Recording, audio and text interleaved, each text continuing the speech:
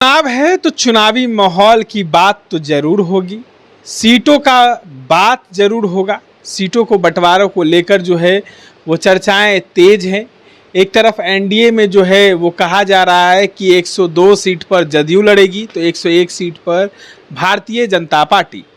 तो वहीं जीतन राम मांझी और उपेंद्र कुशवाहा को 10-10 सीट देने की बातें चल रही हैं।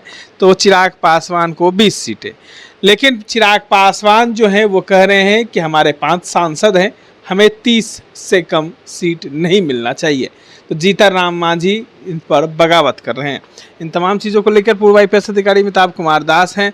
पहले सवाल उठ रहा था महागठबंधन पर कि महागठबंधन में कुछ ठीक नहीं है, सीटों का बंटवारा नहीं हो रहा है। तो अब जीतन राम मांझी एनडीए के जो हैं घटक दल हैं और वही आपस में ही भिड़ गए चिराग से। नहीं, ये तो होना ही था। इसमें कोई चौंकाने वाली बात नहीं है। सभी लोग सत्ता के ही भूखे हैं।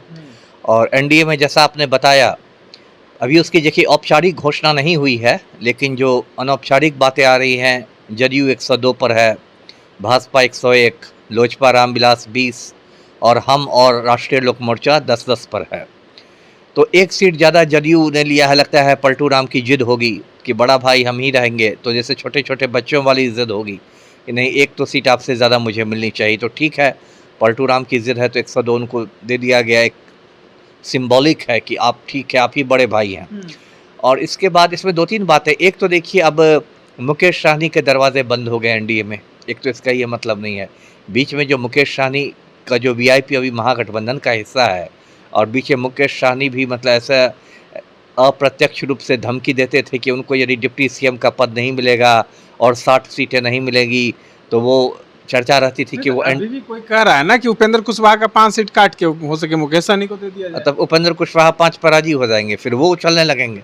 यहाँ तो है कि एक को मनाओ तो दूसरा टूट जाता है ना। देखिए, सीटें तो वही 243 है, सीटें तो आप बढ़ा सकते नहीं। एक का बढ़ेगा तो दूसरे का घटेगा।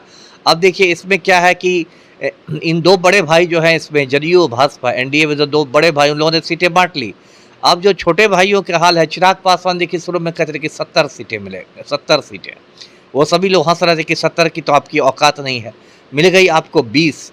अब आप 30 को लेके ये कह रहे हैं। कुछ अपने कार्यकर्ताओं के बीच में उनको इज्जत बचानी है, इसलिए अभी उन्होंने बीच में हाजीपुर में एक रैली भी की थी, कुछ नव संकल्प रैली ऐसे ही कुछ नाम था।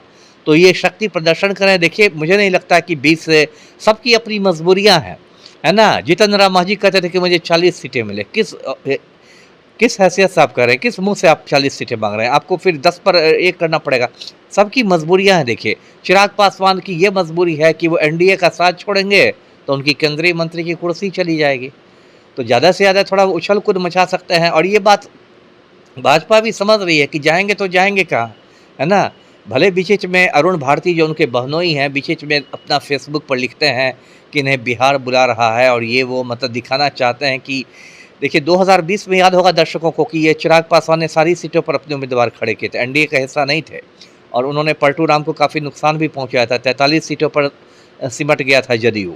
लेकिन इस बार 25 में हालात दूसरे हैं। अभी तो चिराग पासवान हमारा मिनिस्टर हैं। यदि ऐसा है तो उनसे कहा तो वो इस्तीफा दे के कुर्सी छोड़ेंगे क्या? वही हाल जीतन राम मांझी का है। जीतन राम मांझी भी केंद्र में सरकार में है, वो क्या एनडीए में से इस्तीफा दे देंगे तो क्या वो मंत्री पद पर रह पाएंगे? दबाव तो बना रहे हैं ना। ठीक है, वही इसलिए मैंने कहा कि दबाव बना रहे हैं, लेकिन उसका लिमिटेशन है। एक खास सीमा से ज़्यादा आप दबाव नहीं बना सकते हैं।